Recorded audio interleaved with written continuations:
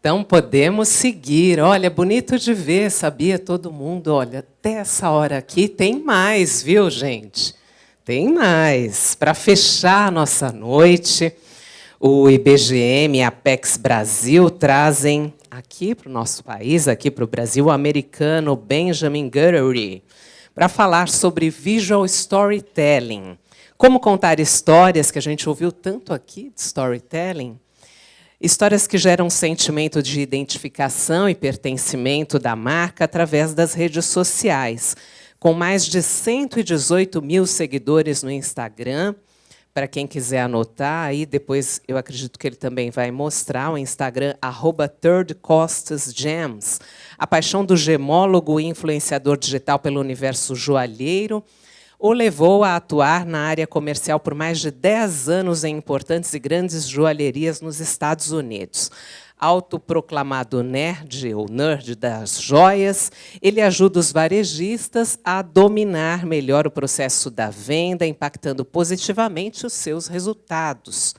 E ajuda também os consumidores a entenderem melhor sobre design de uma peça e as pedras que adornam os metais preciosos. Agora sim, vamos receber Benjamin. You're welcome. Good evening, everyone. I really appreciate all of you staying so late. I was going to start off saying bom noche, but if we went on too long, I might be saying bom dia here in a little bit. Okay, and I'm gonna look a little funny here with my headphones on, excuse me. My Portuguese is very low. So, social media has been around for a long time now, over 10 years. Our industry typically is a little bit slow to catch on with certain aspects of marketing, and we do things in an old school way many times. But at its heart, like the last speaker spoke about, social media is just storytelling. And storytelling that we have the power as the brand owner, the jeweler, the designer, the store, to tell our own story in the way that we want it to be told. Never in the history of marketing or advertising has that power been put into our own hands. And it's been very disruptive, but it's also been very good. There were many instances that you saw with the luxury brands that have been around for 100, 150 years that they set trends on social media. I want to run through, see how this works. What kind of story are you telling? Who are you? Are you a small retailer, small store with one location, family owned? Are you a miner that is taking these precious stones, precious metals out of the earth? Are you a gem dealer? Are you the lapidary, the person that's cutting these stones and marketing them to designers? Are you the manufacturer that's making what the designer is designing? Or are you the designer itself? There you can see my man hand. I'm not the best hand model. You can see it in that slide right there. Or are you a fully encompassing company, mind to market? It's very important that visually you tell your story in the correct way depending on which segment of our market you're in. And I think that many times aspects of our industry are hidden from the consumers at large. A jewelry store, a jewelry retailer might typically just show white background, high resolution images of a ring instead of showing someone proposing, a man on one knee proposing to the woman. That creates an emotion in the person seeing it on their cell phone or on their computer. And so instead of selling the product, we need to sell the story better. It's really, really a must. And you see with with the algorithms and things that I'll get into in a little while, doing straight marketing on social media, it no longer works. You have to be doing something interesting and unique these days for it to catch fire on social media. Who is your audience? Are you a wholesaler, someone that's here at FENINJER, exhibiting, that's trying to sell to the retailer? Or are you selling to the end customer? Whenever you consider who your end consumer is, the better that you can tell that story. I've heard a lot from wholesalers and designers that don't sell direct to the public, that they feel like they can't be on social media because they don't want to, how do I say? They don't want to take money from the retailers, from the stores, and they don't want to damage those relationships. But they also need a way to be able to reach more of the retailers like you that are here in this audience. And so there is a way to do it. You just have to find out who your audience is and tell your story. Are you going to be doing your own social media? Are you going to keep it in-house, or are you going to outsource it to an agency? Many times working with an agency will be a lot less money than hiring someone in-house. I don't know how it is in Brazil, but in the US you have to have health insurance, you pay for the taxes, Social Security. Taking on a new employee can be scary.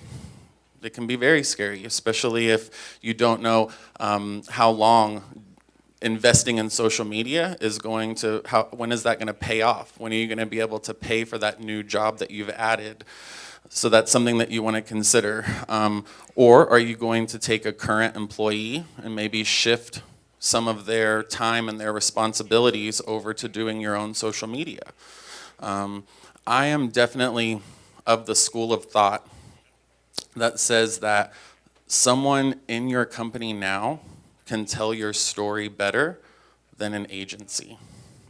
And many times why an agency is going to be less cost than hiring a new employee or even retaining that employee, it's going to be cookie cutter, is how we say in the US. Everything's going to be stamped out nice and neat. 1 post per day, 5 hashtags on every post, same looking picture every single time, versus someone that is in your store.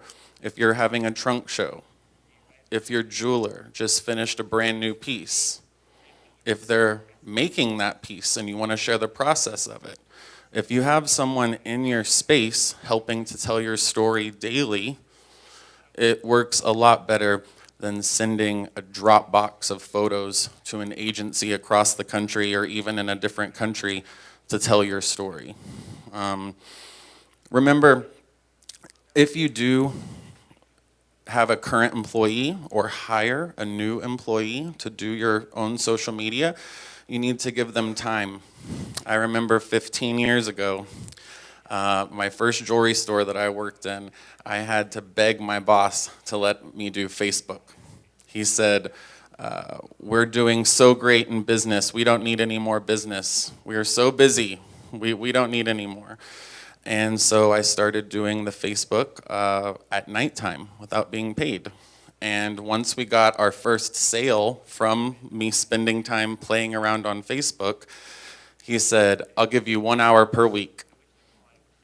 That's not enough time. You need to be realistic about how long it takes for them to be creative, to take the photographs, to edit them, to write. And most important in this time in 2019, to engage. It's no use for you to put up a post on any social media platform unless they're going to have the time to answer the customers. Every single comment is like a business card. It's a sales lead. If they say, I love it, if they say, what size is that? How much does that cost? You need to be able to answer them back in a timely manner, because now on social media, everything is algorithm driven, AI. And it shows us things that it thinks we want to see. And it does that by reading comments, how fast they come in. Here in Brazil, I know that Instagram likes went away recently. It's a test that they're doing right now. And so comments are going to matter even more. And your comments back to your clients and your followers and fans than they ever have before. We can get into why Instagram's doing that. I think they are greedy and they want to keep all of the marketing kind of for themselves, and they don't want celebrities and bloggers and influencers who do have an impact and who do have influence, to be taking some of those advertising dollars. And so, yeah. And remember, whoever you hire to do this, whether if it's a person in-house or you take a salesperson and maybe give them this part-time, remember that it's multiple jobs in one. And so just remember that whenever you're working with them. Okay, what technology do you use? These days, really, almost everything can be done on a cell phone. How many people in the room use Apple, use iPhone? Raise your hands. Okay, almost all the room. Okay, how many people use Android? Any type of Android phone. Got it. Okay, thank you. So in what I do, I burn through about 3 devices a year. It doesn't matter how many times I take a photo or a video off my device and put it onto the cloud, it ends up slowing down and getting buggy after about 4 months. I've been here in Brazil for the past week, out back in the Minas Gerais, going to different mines. I've had an amazing time this past week, and I think I've taken about 8,000 photos and videos. Remember, that perfect shot on social media isn't just gonna be the first picture you take. A lot of times you'll wanna take it from different angles. So I go through a lot of phones. What I have found is that the iPhone is great for taking pictures of people, of someone proposing, of a model wearing the jewelry. And Android is better at taking product photos, macro, close up. So what does that tell you in the audience? If you are a gemstone dealer, if you are a cutter, if you are a designer, you might want to use Android because you're taking pictures of close-up products. If you are a manufacturer, a store, someone that's taking more kind of lifestyle images, you might want to use an iPhone. I also find that Android is a little bit better at getting more true to color. Whenever all of the new flagship phones for the season come out, I like to go through with a certain ring that I have that has a red spinel, 18 karat yellow gold, and I take photos with every one of the phones to see which one is going to be more true to the color of the ring. And I find more often than not, Android beats iPhone. It doesn't add purple to the red, it doesn't add orange to the red, and the gold looks the true color. So that's what I've found.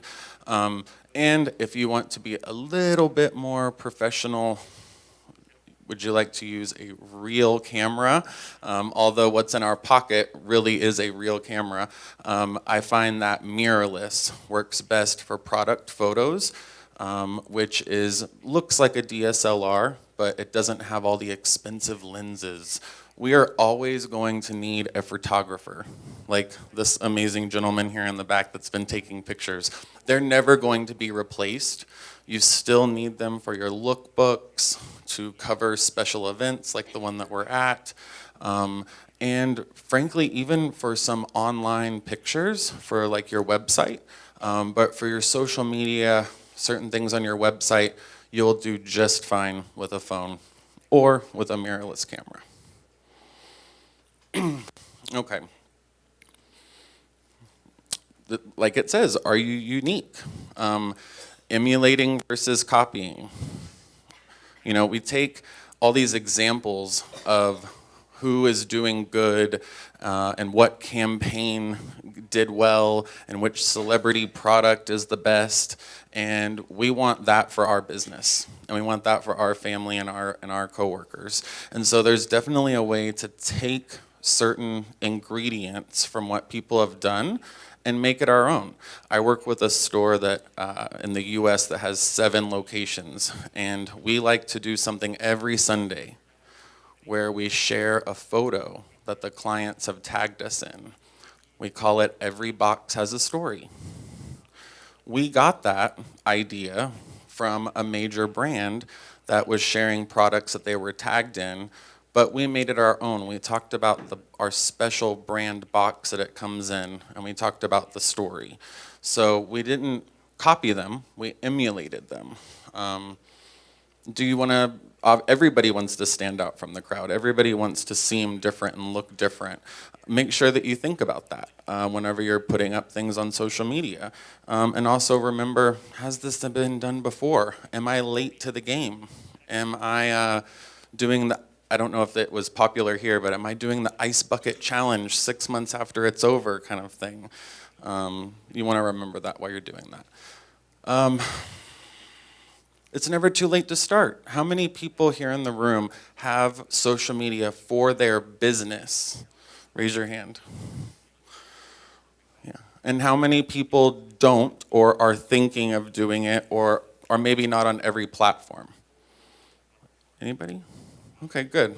So, I said start yesterday. Now is the time. Your imagery does not need to be perfect.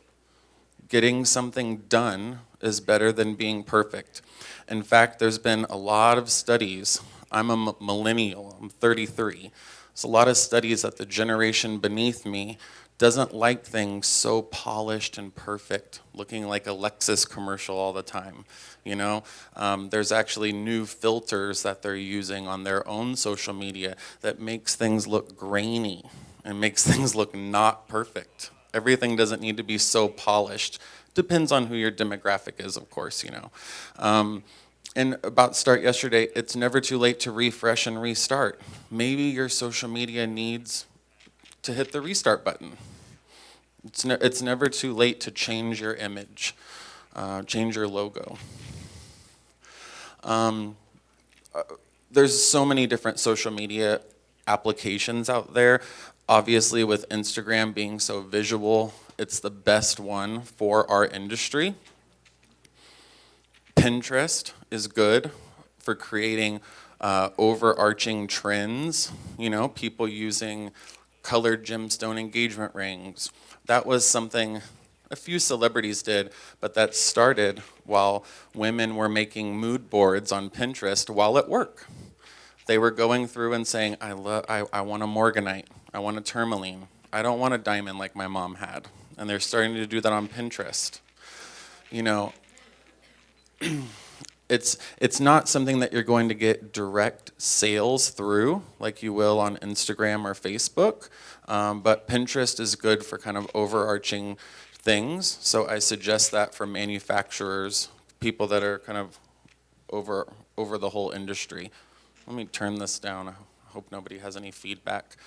WhatsApp. WhatsApp is being used now for direct selling. Facebook trends a little bit older. It's a monopoly. Facebook, Instagram is still the best for our industry. Every audience is different. Snapchat is very young. It's not for business. I still say our industry really has the main 3 apps. And we see right here Twitter. Twitter is also not a visual app, but it is important to stay a part of the conversation. It's also important because it makes your Google search engine rankings rank higher. If you have an active Twitter account where you're not just sharing posts from your Facebook and your Instagram to Twitter, which is something that we'll get to at the end, whenever someone searches jewelry store, Manaus, local jeweler, Rio de Janeiro, your store is going to come up higher. Now, at the end, whenever I said create for each platform, every platform has a different audience, like I just talked about. Not only do the pictures need to be cropped differently for each app, Twitter has a wide picture, Instagram has up and down vertical, Facebook, you can really share anything to there, but nobody likes to see the first sentence of something with ellipses, ... Instagram on Twitter. Nobody likes to see shared from Instagram on Facebook. And if you test it out yourself with your company's social media, just test it out for 1 week where you post everything on all the platforms from one app, and then try the second week posting directly to each app, taking the extra 5 minutes to write a sentence, to use a little bit different hashtags, maybe use a little bit different imagery. You'll notice an uptick in activity if you take the extra time to do that. Yeah, how much is too much? You know, in our industry, we also don't like to talk about pricing. Do we tell someone how much something costs on a social media posts? What if we post that there's a sale, and whenever the person contacts us or comes into the store, it's not on sale anymore? So I suggest that we don't ever post pricing online, especially on social media, not only because of fluctuations, but the main reason is it takes away that first interaction of someone asking us, how much is that? We want that question. We really want to have that involvement with them. You know, do we approach the customers or do we let them approach us? Let them approach us. Ask questions. In your social media posts, which ring do you like better? How do you style your stack? What's your birthstone? What's your favorite color of tourmaline? Do you wear a wedding band or do you just wear your engagement ring?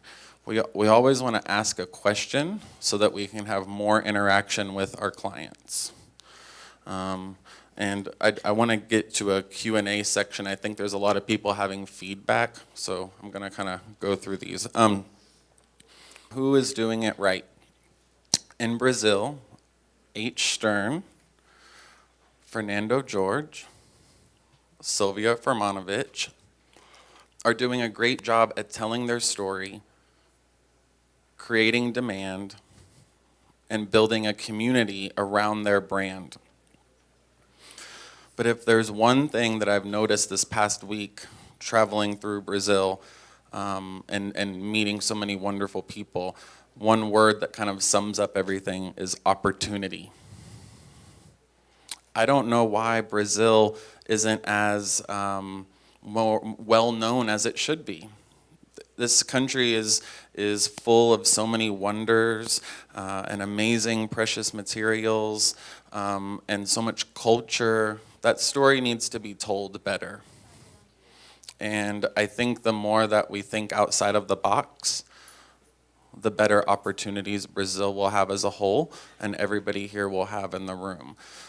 I could go through so many people that are doing it great. I suggest that you just maybe reach out to me on my Instagram and I can send you some names of people to look at.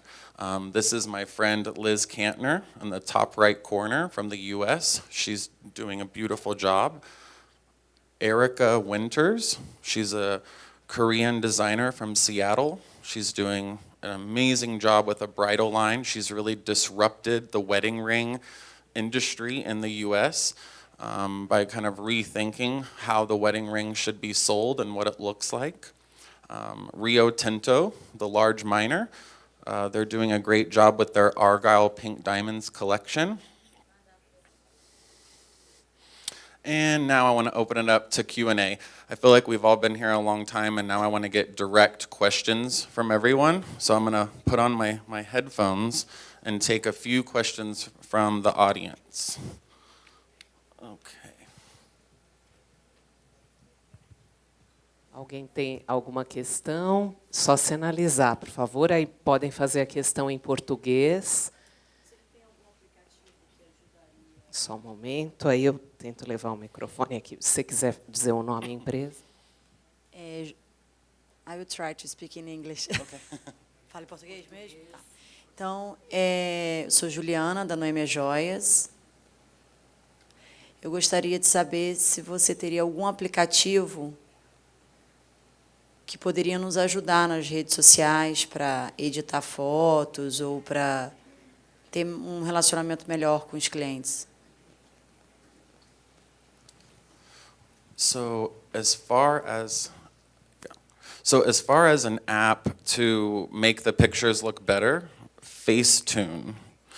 The same thing that Kim Kardashian uses a lot to make her look perfect and curvaceous.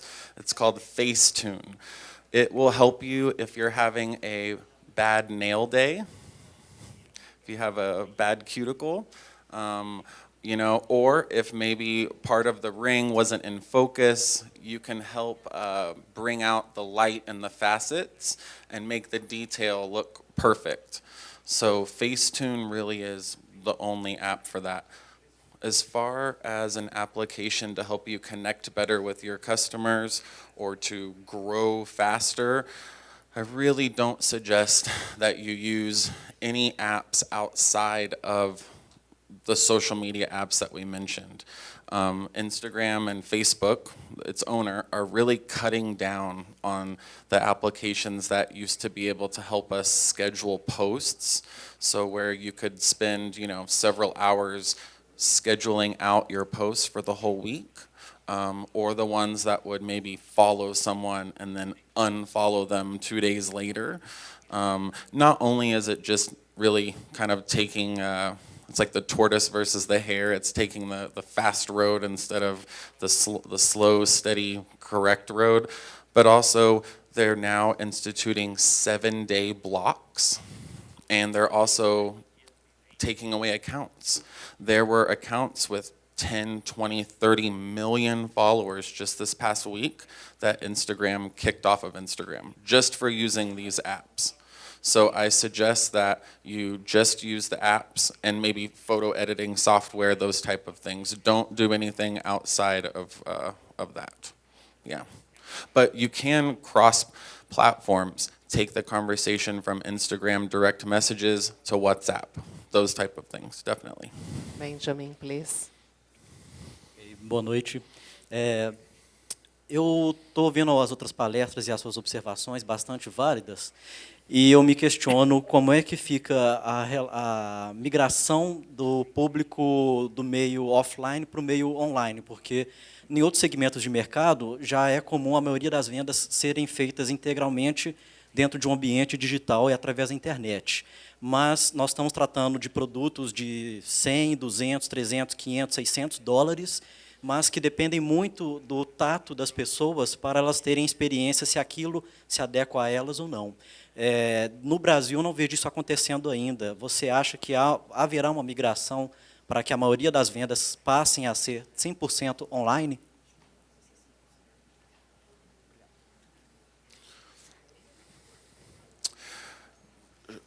Very good question. And short answer is no.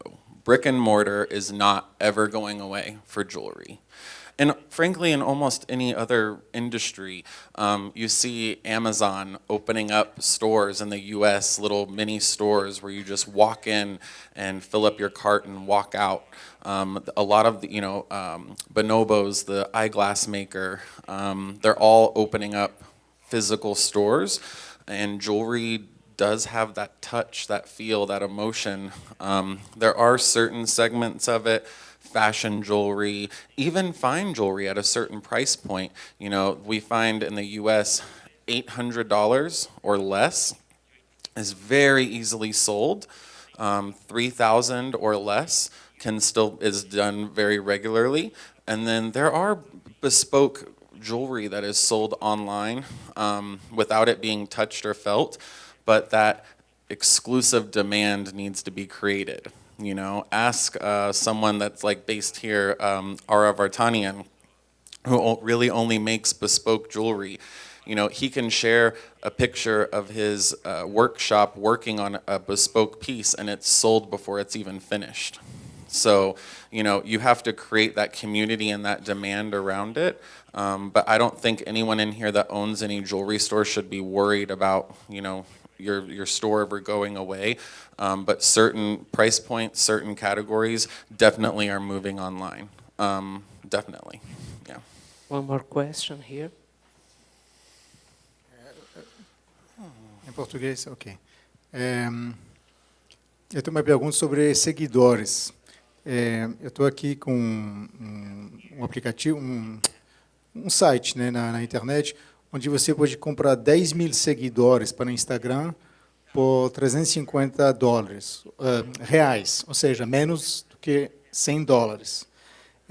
Isso é real ou é um scam? Vamos falar, um fake? Isso existe? Both. E se existe, quais são os perigos de comprar isso? Yeah. Que com certeza tem efeitos perversos, né, para quem compra isso. Oh, most definitely. So again, we talk about the tortoise versus the hare that I spoke of earlier. Taking the slow road, which doesn't always have to be slow. I've had a brand get to 10,000 followers in 6 months before. It's very doable and very easy. Buying followers, buying likes. You can also buy likes. You can also buy views on videos. So sometimes the videos that you watch, the viral videos that have 1 million views, some of those might be fake. And you can also buy comments, although the comments typically are easily weeded out from the other fake things that you can buy. They'll typically be only emojis, the little sticker symbols, or they will say something that has nothing to do with the image. Let's say there's a picture of a model and it's talking about food or talking about how's the weather. You can kind of weed out those comments. I definitely suggest to any brand, no matter what segment of the industry that they're in, to never buy followers. Or likes or anything like that.